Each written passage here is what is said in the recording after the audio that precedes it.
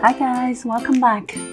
Okay, it was a complicated day today because I expected the rebound to continue from Friday, but this morning there was a bit of a sell-off, mainly caused by the correction from the Bitcoin. So it was a little bit of selling off. So I share on the Discord in the middle of the day when it was dropping 100 something points. I said that as long as we don't drop below the 5-day moving average, which was around 13,250. So as long as we don't drop below this, it's still considered a pullback from a rebound trend. So if Nasdaq can bounce to somewhere around 13,550 to 13,650, it would be a good chance to trim some position. So in the end, we did backtest the 5-day moving average and got supported there and bounced back up. That is a good sign. So I didn't trim anything today. It would be the best chance to take profit if it opened up high in the morning today, but it didn't. So I didn't do anything today. I just let it run, do a little bit more shaking. So I will just set up some stop losses or stop profit limit to lock in the profit in case for more systematic sell-off. My Discord member asked how to set the stop loss. Well, at this point, it's more up to you, up to your own tolerance. You can either use today's lowest point or Thursday's lowest point, depending on each individual stocks. Usually, they would do some shaking to shake off the panic sellers and also the profit takers. So if it dropped below that point, chances are there might be more sell-off after that. But today there was also some shaking as well. So to take less risk, you can use today's lowest point. And to use last week's lowest point, then you are less likely to be shaken off for any false alert. So today's pullback was mainly caused by the sell-off of Bitcoin. A lot of people speculate that Elon Musk or Tesla had sold all their Bitcoin, and the rumors spreading had caused this big dip. But I also think it's because the money has been moving to gold from Bitcoin. Gold has always been the safety asset to hedge against inflation. So in history, we see that last time the financial crisis happened, and with the quantitative easing, gold had increased quite a bit from the year of 2008 all the way to the year of 2011. It had also grew quite a bit in the last 2-3 years until summer of last year, and it has been consolidating for a while now, and now it shows the bottom already. So it's quite possible that the capital has been moving their money from Bitcoin to gold. Right now, Bitcoin is at the critical level of support, which is 42,000. If this support can hold, it can at least rebound to 46,000 and next 49 to 50,000. It really depends if institutions would buy the dip or not, because sometimes when institutions leave, there will be new institutions coming in to buy the dip. If this level doesn't hold, then the next support is 36,000 and 33,000. So today, at some point, we saw all the indexes were red, except the VIX and the Chinese ETF. Today, the Chinese stocks overall perform better than the rest. To give you a clear example, all the Bitcoin-related stocks, the Bitcoin miner, were down quite a bit, like Iqiyi down 10.9%, Mara down 3%, GBTC down around 10%, RIOT down 6.5%. But the Chinese Bitcoin-related stocks like CAN was down 0.1%, SOS was up 1.5%, eBound was up 9.45%, and XNET and GELYY up 1.6%. So we can see a big difference between the Chinese crypto stocks and the others. That was really impressive, considering all the rest of the market has been selling off and the VIX was spiking again. So definitely interesting to watch. But it was no surprise for us because last night we already saw that the Shanghai composite finally broke out of this consolidation of over a long period. Now, if you have been following my channel, you know that back in a few weeks ago, I have said that I see the Chinese market breaking out anytime, and I was sharing some good news there. I remember on this day when the Hang Seng Index broke out of the 60-day moving average, I pointed out finally we see it breaking out, and yet the next day it was literally driven back down by the Biden speech of the whole Buy American idea, and then followed by more talks about China investment ban, driving it further. Anyways, that might have given us some golden dip. As we see that right now, I think the Hang Seng Index is forming a double bottom. Even though right now, technically, it looks like it's in the middle of a downward trend. I think give it a little bit more time, it might recover. I have said many times in the past that I think the Shanghai Index and the Hang Seng Index still has a lot of room to grow. I'm quite bullish about that in the long term, even though in the short term it's very volatile, and when it drops, it can drop a lot. But if we consider a long term, I think they have massive upside to go when they start to grow. Especially right now that the US is making a lot of Chinese companies get a second listing in the Hong Kong or Shanghai exchange. And it will increase more popularity by attracting more foreign capital to invest. Now, if we open S&P 500, we look at a monthly chart. We see here is the financial crisis in history. That was when the volume really peaked at that moment, and it also had a little bit spike during the pandemic last year, but overall the volume has been getting less. And then we look at NASDAQ. Since the dot-com bubble here, the volume had been increasing and mainly staying flat throughout these years. Until the pandemic, it attracted a lot of foreign capital flowing into the US stock market, and mainly the NASDAQ, throughout the whole year of 2020. Because in the US stock exchange, tech stocks are much more attractive than value stocks, because for value stocks you have a lot of other options in the other markets that are also value preserving or undervalued with the assets they have. So basically they have other choices in other markets, but tech stocks were attractive in the US stocks. So we have seen a big spike of volume from March all the way to February, when it was the peak of volume.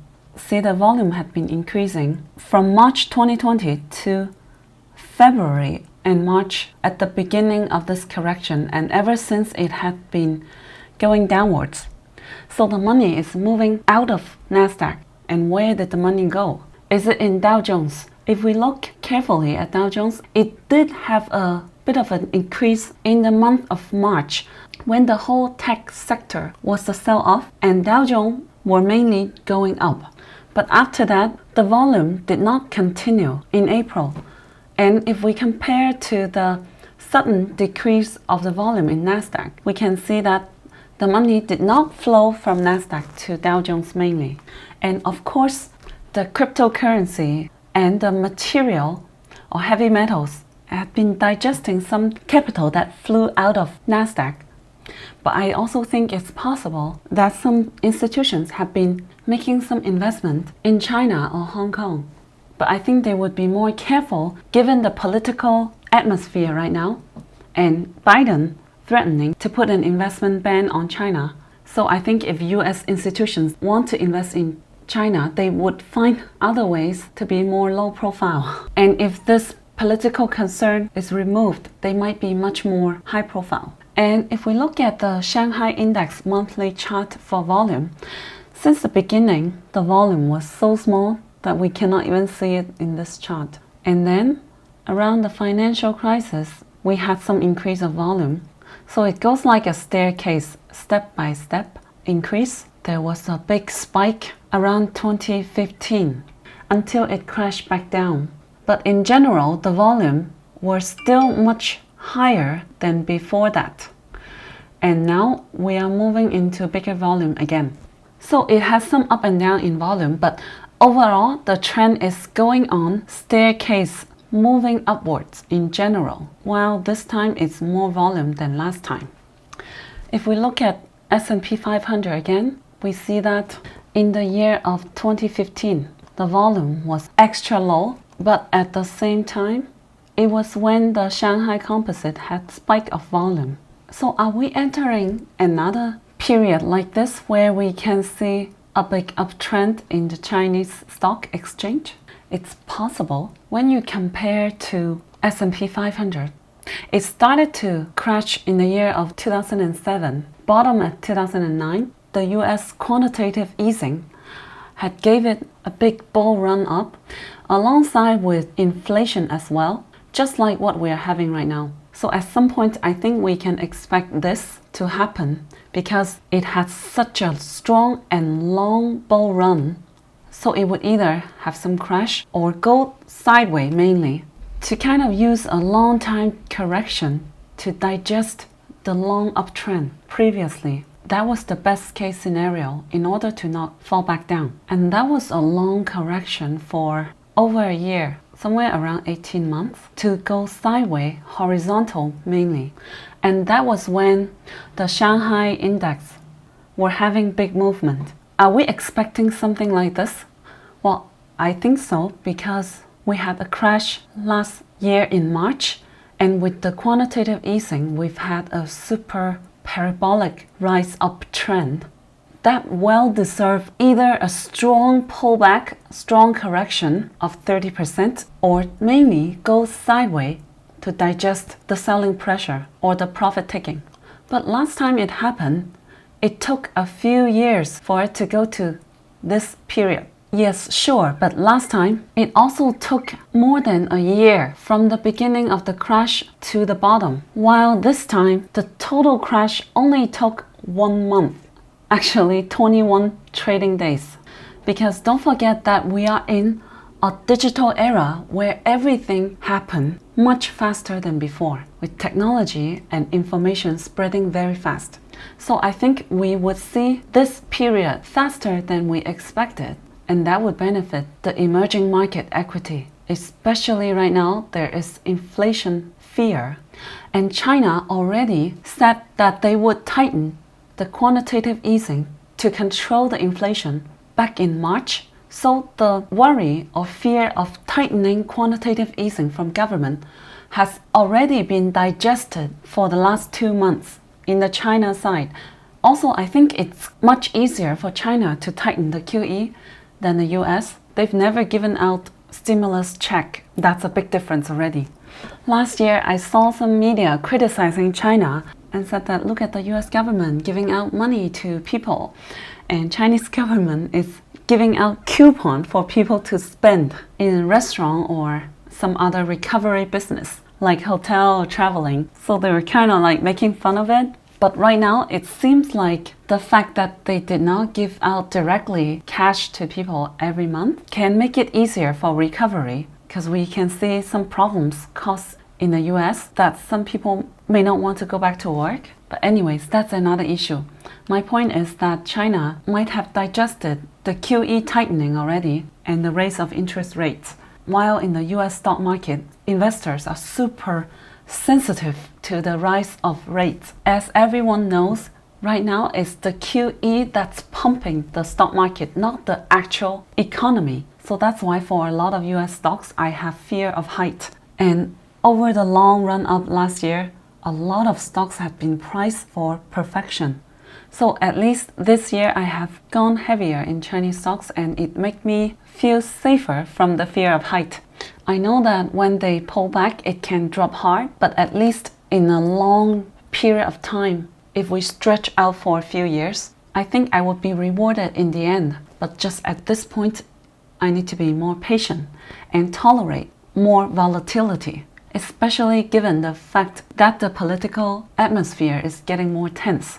So it can always fall back down or consolidate more, but I think in the long run, what I'm losing is mostly time. I know that some Chinese stocks also went parabolic last year in the US stock exchange. Like for example, NIO has gone up a lot last year, like Bilibili and Pinduoduo, PDD, and also Futu, ticker symbol FUTU, or Tiger, the online broker, had gone parabolic. So right now it's just doing some pullback to make it more justified, or using time to digest the selling pressure to be the best case scenario. But at the same time, we can still find a lot of stocks that did not have such popularity or exposure and are still quite undervalued. Once more people know about it, I think they would have a good run up because they are still under the shadow. Like for example, everyone knows about NIO, XPeng, or Li Auto, or even BYD, but not many people know about GELYY. When I see the market cap of 179 billion Hong Kong dollar, which is 23 billion US dollar. For all us LKCO investors, we should know that GELYY is the one investing behind LKCO. They are a very old car brand with lots of history, and right now not only making car but also spreading to other new technology as well. So I think they are really undervalued here. When I see that their market cap, it's only 23 billion US dollar, which is not even half of NIO to be 55.4 billion dollar. And last time we saw that GELYY is partnering up with Baidu to make EV. And I think other than EV, they also have some other plans coming up, such as flying cars and satellites. So I was very surprised to see GELYY's market cap to be less than half of NIO and around Xiaopeng, which we know that all of them are not making profit yet. Even NIO, so we know that they are priced in for perfection. For example, a lot of people know about Bilibili, which is an online content or entertainment platform for video, mobile games, or other content. But not that many people know about Iqiyi, ticker symbol IQ. It is also an online video platform with much less exposure. It is invested by Baidu. The share price had been going up and down, up and down, up and down for a few years since the IPO, kind of stagnant, and recently got really hit hard by what happened to Iqiyi at the end of March. We open the daily chart. We see that this was the end of March. The Iqiyi margin call had caused it to drop 50% in a few days, bounce back up, and because of what happened. And then after that, there was something that happened within their own platform. It was a video of pouring milk that caused a lot of media's criticism. Very controversial, kind of a PR crisis to drive it down even further, and just made an all-time low last week. But I think it might be a good chance to buy the dip, because it was dropping by the black swan anyways to begin with, and then driven further down by more bad news. But they have large user base to begin with, accumulated over the years. They're not going anywhere yet.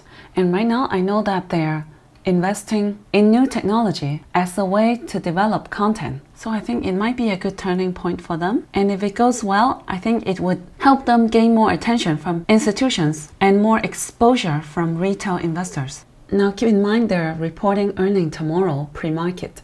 And if it's like any other earning that creates a sell-off, I would be buying the dip. Now I don't want to make this video too long than it already is. I wanted to share more trends and more picks, and also update on our stocks like NIO, EH, LKCO, and Luckin Coffee. I'll do it in my next video. Now that's it for today, and if you have enjoyed this video, please give me a big like and write me a great comment, and I'll see you in my next video. That's it guys. Hope you can find my videos helpful. Make sure you subscribe to my channel and give me a big like. Thank you.